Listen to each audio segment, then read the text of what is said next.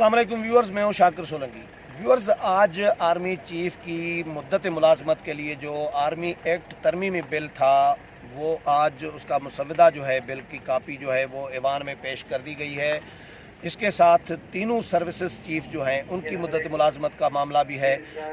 3 bill जो है कौमी असम्बली में आज पेश कर दिए गए हैं। कहा जा रहा था कि आज ही मंजूर कराए जाएंगे, लेकिन पीपल्स पार्टी ने डिमांड की, नया मुतालबा किया कि रूल्स को फॉलो किया जाए, जो कवायद व ज़वाबित हैं, जो तरीक़ेकार है कानून साजी का, उसको एडाप्ट किया जाए। यानी पीपल्स पार्टी ने डिमांड ये की कि तरीक़ेकार ये होता है कि ऐवान में बिल पेश होता है, फिर वो चला जाता है कायमा कमेटी को, मुतल्लिका कायमा कमेटी को, वो डिस्कस करके मंजूरी दे, उसके बाद दोबारा ऐवान में पेश किया जाए मंजूरी के लिए। तो आज एमरजेंसी की बुनियादों पर समझें कि 3-4 मिनट की कार्रवाई हुई या ज़्यादा से ज़्यादा 5 मिनट की, जिसमें ये सारा प्रोसेस हुआ, बिल पेश हुए और कायमा कमेटीज़ को चले गए।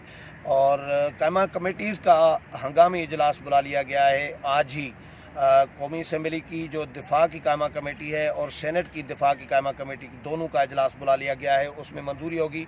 कल छुट्टी के दिन फिर दोबारा कौमी असम्बली का इजलास बुला लिया गया है 11 बजे, और उसमें आर्मी चीफ की मुद्दत मुलाजमत का जो कानून है वो मंजूर किया जाएगा। रज़ाक खट्टी साहब हमारे साथ मौजूद हैं, इनसे डिस्कस करेंगे। लेकिन उससे पहले गुजारिश यही होगी कि जिन दोस्तों ने चैनल सब्सक्राइब नहीं किया वो हमारे चैनल को सब्सक्राइब करें, और अगर प्रोग्राम अच्छा लगे तो इसको शेयर भी करें, लाइक भी करें और अपनी राय भी दें, कमेंट्स भी करें। खट्टी साहब, ये इमरजेंसी का माहौल लग रहा है पार्लियामेंट में। कल मुशावरती अमल शुरू हुआ है, तमाम जमातें राज़ी हो गई, बड़ी जमातें, 2 बड़ी जमातें हैं, बाकी तो छोटी जमातें हैं तो वो भी राज़ी हो ही जाएंगी, ज़ाहिर है। कोई बड़ा एतराज़ किसी जमात की तरफ से नहीं है। नून लीग ने गैर मशरूत ऐलान कर दिया, पीपल्स पार्टी ने एक मामूली सा एक मुतालबा रखा कि भाई कानून को फॉलो किया जाए। मैंने बिलावल से भी प्रेस कॉन्फ्रेंस में पूछा, मैंने कहा ये कौन सा मुतालबा था, ये तो खैर न भी करें कोई क्या फ़र्क पड़ता है, का बड़ा जो बिल है उस पर तो कोई एतराज़ ही नहीं है आप लोगों को।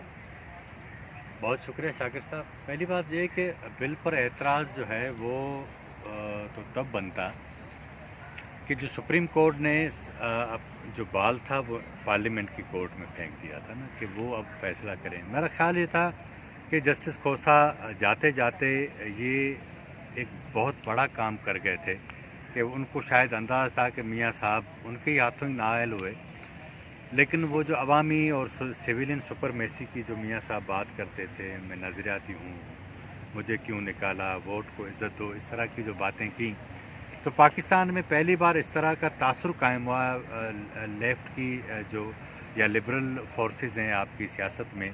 उन्होंने मियाँ नवाज़ शरीफ को बिल्कुल संजीदा लेना शुरू किया कि मियाँ साहब आर्मी से झगड़ते भी हैं, इस्टेब्लिशमेंट से, और ये सारे काम करते हैं, और उसके नतीजे में उन्हें खुद न सिर्फ नाअहल होना पड़ा बल्कि उनकी हुकूमत भी चली गई और ये सारी सूरत हाल हुई, जेल भी चले गए। ये सारी सूरत हाल थी, ठीक है।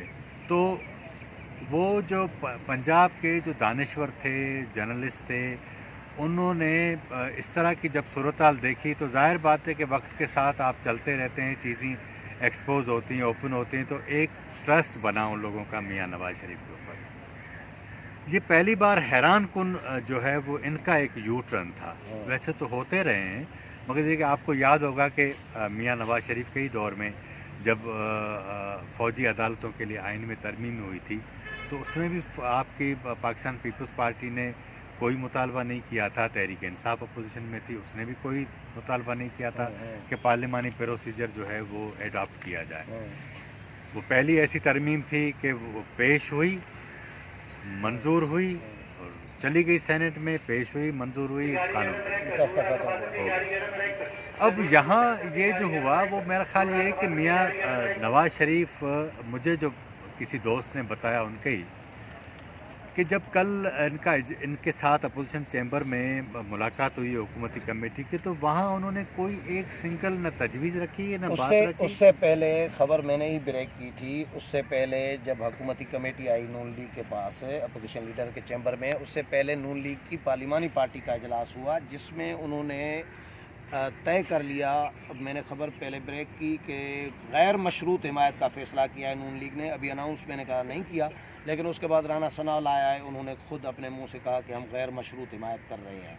تو یہ مطلب فیصلہ ہوا ہے پارلیمانی پارٹی کے اجلاس میں، تو آپ نہیں سر، بات جو کر رہے ہاں تھے، میں وہی میں کہہ رہا تھا، لیکن یہاں ایک اور سوال تھا نا، دیکھیں نا، پاکستان کی فورسز آپ کے ادارے ہیں نا، پارلیمنٹ کے مقصدی دستاویزی طور پر سی، لیکن اس کے ماتحت ہیں، آپ کے ایگزیکٹو کے ماتحت ہیں، وزیر اعظم کے ماتحت، یہ اس میں کوئی انکار نہیں، یہ ہونا چاہیے، لیکن جو اجلت ہے اور جس طرح آپ اتنی ایمرجنسی میں کہ مریض مرے جا رہا ہے، حالانکہ آپ کے پاس ٹائم ہے 6 ماہ کا ٹائم ہے نا، تو اس ساری اجلت میں، اور حیرانگی کی بات یہ ہے کہ آج اچھا یہ جب ساری جماعتیں متفق تھیں، سب ہو بھی گئیں، تلاوت ہوئی، ترانہ بجا، آپ کے خواجہ آصف اٹھ کے کھڑے ہوئے، زبانی کلامی بات کہی کہ اسیر ارکان ہوتے تو یہ ہوتا اور وہ ہوتا، اس کے بعد انہوں نے رولز معطل کرنے کی تحریک پیش کی، بل پیش کی، اور 3-4 منٹ میں ختم، 3-4 منٹ میں، تو میں یہ کہہ رہا ہوں کہ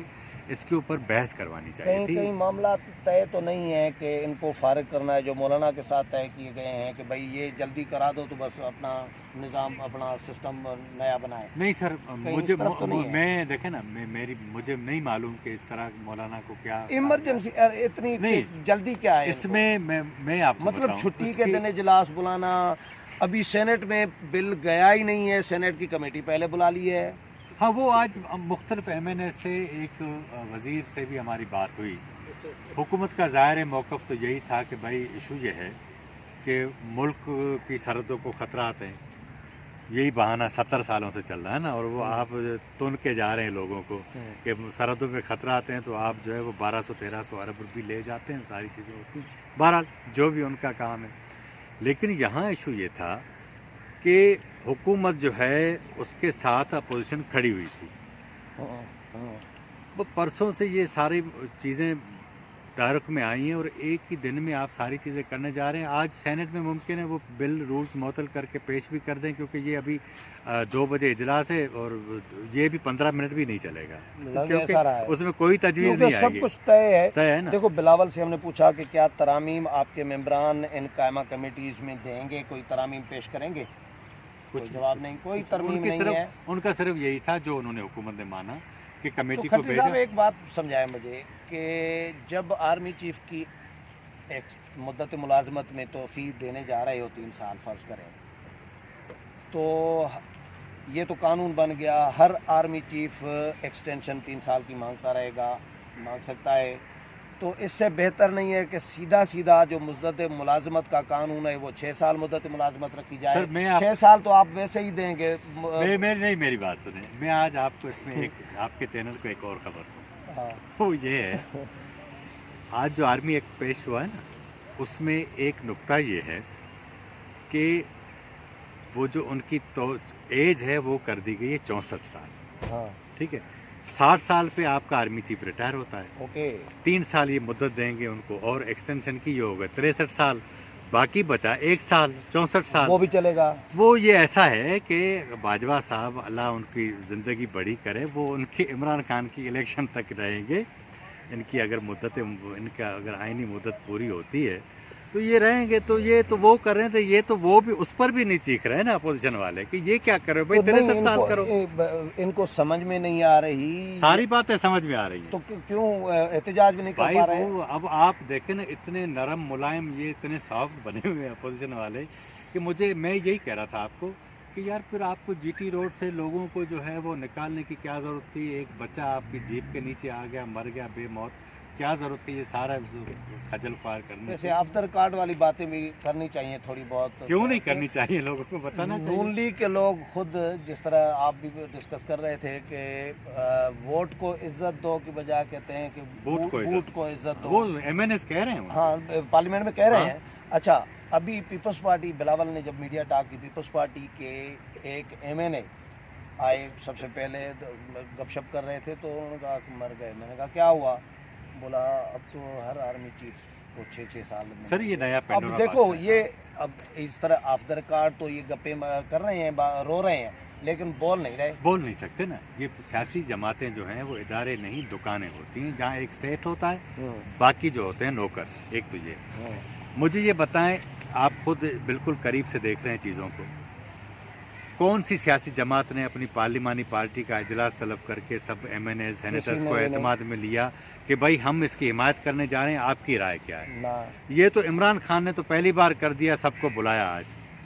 نہ پیپلز پارٹی نے کیا, نہ نون نے کیا, نہ اے این پی, جے یو آئی کا شاید سنا ہے چل رہا ہے, کو جس کو ضرورت بھی نہیں تھی ضرورت بھی نہیں تھی. تو مقصد یہ کہ یہ انہوں نے بڑا ظلم کیا. آج یہی جب بلاول صاحب صبح بات کر رہے تھے, میڈیا ٹاک ہوئی تو ہم گئے چیمبر میں, ختم ہوئی بات, تو میں نے انہیں کہا کہ یہ تو ایسی آپ کی پیپلز پارٹی مومن ہے جو ہر بار ایک ہی سراغ سے ڈسی جاتی ہے, نون کے سراغ سے. تو ان کے سیکریٹری کھڑے تو انہوں نے کہا کہ سراغ ایک ہی تو ہم کہاں جائیں گے, ہمیں تو ہر بار اسی سے ہی ڈسا جانا ہے. تو ایشو یہ ہے کہ یہ ساری کہ میں یہ کہتا ہوں کہ سول سپرمیسی کے نام پر, اس کی بالادستی کے نام پر انہوں نے لوگوں کو اتنا بیوقوف بنایا کہ آپ تصور نہیں کر سکتے.